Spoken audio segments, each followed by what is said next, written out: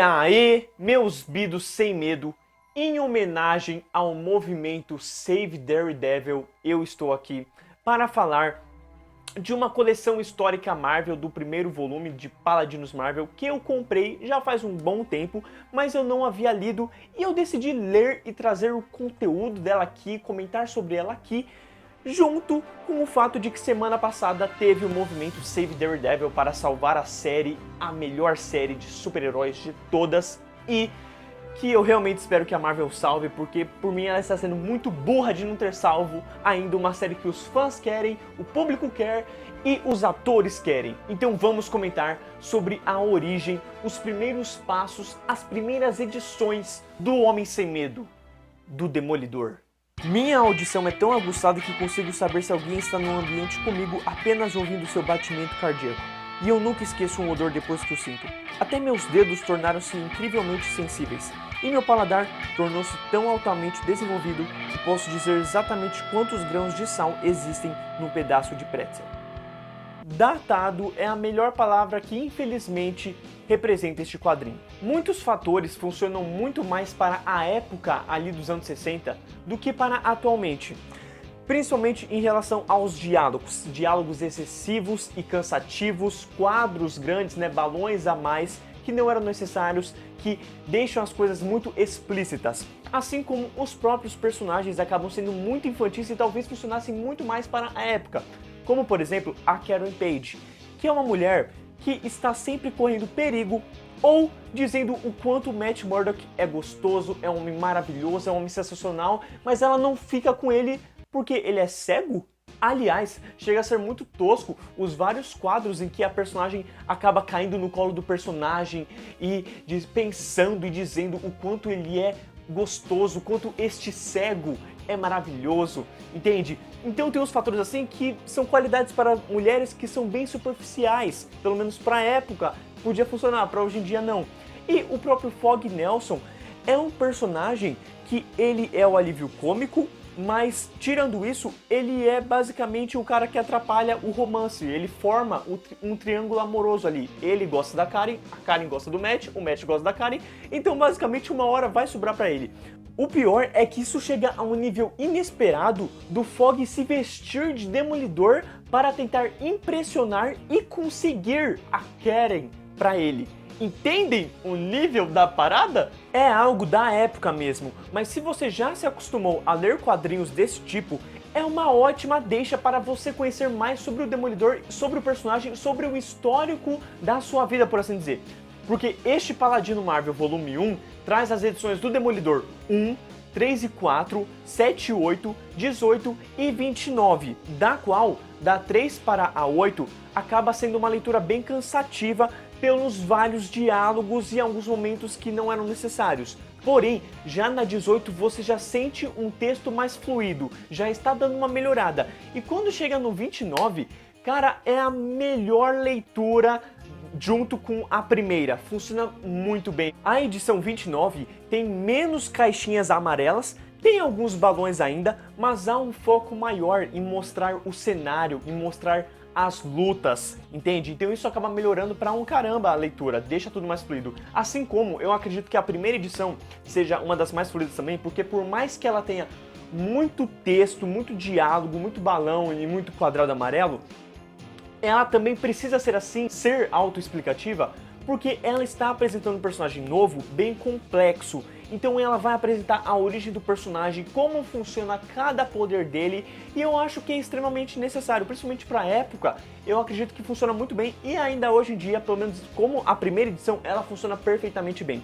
O problema é quando isso se segue para as próximas edições, em continuar focando muito no personagem, em dizer qual foi o passado dele, em dizer como é que funcionam os poderes dele, sendo que você já não precisa quando você leu a primeira edição. Mas calma, não brigue comigo, eu entendo que para a época o Stan Lee ele queria explicar para um leitor o que estava acontecendo, principalmente porque a cada edição poderia chegar um novo leitor, e o Stan Lee gostava de abraçar a cada edição um novo leitor. Então é totalmente compreensível o que é feito nessas edições, principalmente pensando na época de onde ela veio. Enfim, é bem perceptível a evolução do Stan Lee durante as edições, assim como a forma que ele realmente gosta de enaltecer os ilustradores e detalhar os acontecimentos de sua história. São histórias infantis, suaves, mas que não vão doer de serem lidas, até porque muito delas são importantes para o personagem Demolidor.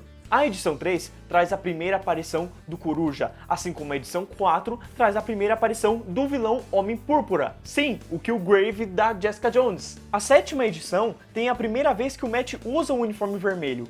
A 8ª edição tem o vilão Metaloid e uma grande explicação de como funciona o bastão do Matt e o uniforme. Sabiam que os chifres do Demolidor são antenas duplas que servem para captar sinais de rádio ao mesmo tempo que ampliam os sentidos de radar do herói? Eu não fazia ideia! A edição 18 vai trazer a primeira aparição do Gladiador e a edição 19 vai trazer uma história que será continuada nas próximas edições de Paladinos Marvel, focando em outros vilões que o Demolidor vai enfrentar, no fato de que o Demolidor não pode ficar com a Karen Page por conta de ele ser quem ele é, assim como ainda vai desenvolver o fato do Demolidor ficar fingindo que existe um irmão gêmeo chamado Mike, que é na verdade o Demolidor. O pior pra mim foi exatamente o fato deste Paladinos Marvel não trazer a origem deste irmão Mike, sabe? A edição 29 já apresenta que o Fog e a Karen Page sabem da existência desse irmão, e caso você não saiba, em um dado momento, a Karen Page e o Fog descobriram que o Demolidor era o Matt Murdock, e o Matt Murdock foi lá e inventou a história de que, na verdade, ele era o irmão gêmeo de Matt Murdock chamado Mike, e que este irmão gêmeo chamado Mike é, na verdade, o Demolidor. E, logicamente, a Karen Page e o Fog acreditaram porque, né, este irmão Mike aparentava enxergar as coisas. De verdade, queria essa edição aqui. Outra edição que eu também queria aqui são as edições 16 e 17, onde aparece o Homem-Aranha. O Homem-Aranha contracena com o Demolidor, cara, e eles tiraram essa edição, deixaram só a edição 18, que cita o Homem-Aranha, entendeu? Como é que os caras puderam tirar um crossover desses? Calma, eu entendo por que eles tiraram esse crossover. Foi exatamente porque não era uma história tão importante para a vida do Demolidor, mas ainda assim eu queria ter, porque era o Homem-Aranha com o Demolidor. Uma parada muito legal é ler e entender por que muita gente achava o Demolidor bem parecido com o Homem-Aranha, né? Esteticamente hoje em dia, né, o uniforme vermelho e tudo mais, mas naquela época, pelo menos nos quadrinhos até, o Demolidor ele era um adulto que ele lutava e tudo mais, e ele fazia muita piada, cara, ele falava pra caramba, entendeu? Então é muito interessante, porque ele não fazia tantas piadas como o Homem-Aranha, ele agia de uma forma séria e adulta em batalha, mas ainda assim ele tagarelava muito. E é muito interessante, porque em um determinado momento, quando o Fog se veste de Demolidor, o Fog acaba falando bastante, né, fingindo ser o Demolidor. E aí o Demolidor olha e fala, caraca, ele tá parecendo o Homem-Aranha. Porém, após isso, o Demolidor vai agir pra uma batalha e ele fala, e quando ele fala, ele pensa, caraca, tenho que parar com isso, eu tô parecendo Fog. Só que aí, logo na edição 29, tá lá ele tagarelando de novo, fazendo umas piadinhas com os bandidos. E é muito interessante como o Demolidor nesta época era realmente um herói bem feliz, assim, né? Ele era muito diferente do que ele é hoje em dia. Eu acho que a fase do Stan Lee foi a única fase que o Demolidor realmente teve uma época feliz, porque veio o Frank Miller, desceu o herói assim no chão, e hoje em dia a gente só gosta das histórias do Demolidor em que ele sofre e tem desentendimento com a religião dele. O que achei muito legal realmente desta edição foi o fator dela trazer as edições mais importantes na vida do Demolidor. Beleza que ela não traz a história do Mike, né? Ela decide trazer a história em que tem uma participação do Stan Lee. Mas ainda assim, eu fui dar uma olhada nos sites, né, procurar umas scans, e as edições 2, 5 e 6, que não estão aqui neste volume, são realmente só o Demolidor enfrentando uns bandidos que não são importantes. Então eu achei muito legal isso, né? Eles focam em vilões que são mais famosos, em histórias que são importantes para a origem do personagem. A própria mudança do uniforme amarelo para o vermelho não tem uma grande importância, né? A edição 6, que não tem no Paladinos Marvel, tem um uniforme todo amarelo ali durante a edição e acabou bem. Quando chega a edição 7, que tem a edição aqui no Paladinos Marvel, ele comenta só que ele já tava pensando faz tempo em fazer esse uniforme, que ele fez umas mudanças e acabou, entendeu? Dane-se o uniforme amarelo, ele cita assim e joga e você tem que aceitar, e eu fico imaginando como é que foi pra época, né, a galera, nossa, mudou de uniforme, que legal, dane-se. Enfim, esta é uma ótima edição que funciona perfeitamente para você conhecer o personagem, mas que infelizmente tá em falta nos sites hoje em dia. Sobre a ilustração, ela varia de artista durante as edições, mas mantém a qualidade. é impressionante. Se eu não te dissesse que muda de artista durante cada edição, você não perceberia isso. Isso porque são aqueles desenhos maravilhosos dos anos 60 que eu amo de paixão, que tem aquele ar de era de ouro da época, sabe?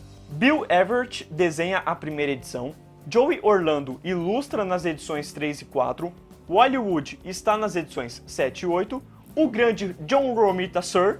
traz sua belíssima arte na edição 18 e Jane Colan conclui este volume com a edição 29. É uma edição que com certeza eu recomendo demais. Eu não daria uma nota alta porque eu realmente acho que ela está datada em alguns pontos, mas é uma leitura que, dependendo da edição, funciona muito bem. Tipo, a edição do Homem Púrpura é uma edição sensacional, entendeu? Ela realmente funciona muito bem, mesmo com vários diálogos e quadros amarelos. Agora, outras edições chega a dar um soninho. Porém, quando você vai chegando nas últimas edições, melhora. E aí, cara, se você conseguisse pegar o volume 5 e 9, que continua as histórias do Demolidor a partir deste ponto, fica sensacional, é maravilhoso, segue uma leitura ótima. Eu só peguei os Paladinos Marvel que envolveu o Demolidor, porque é o único herói, é um dos meus heróis favoritos, é o único que eu queria ter, assim, né, as edições do passado. Mas eu fico muito triste, porque eles pararam nessa edição, no volume 3, né, do Demolidor, e ele vai até a edição 46 do Daredevil. E dizem muito por aí que a edição 47 de Daredevil é uma das melhores histórias escritas pelo Stan Lee. Então, cara, que mancada não trazer aqui a edição 47, cara. Ô, meu, que saco! Enfim, se você já leu este volume aqui, ou se você conhece a origem do Demolidor, se você já leu alguns quadrinhos, né, dos primeiros escritos pelo Stan Lee, deixa aí nos comentários o que você acha, o que você acha da opinião que eu disse, o que você acha do Demolidor, se você gosta do uniforme amarelo, ou se você realmente acha que o uniforme vermelho é o perfeito. Quer dizer, eu acho que todo mundo concorda nisso, né?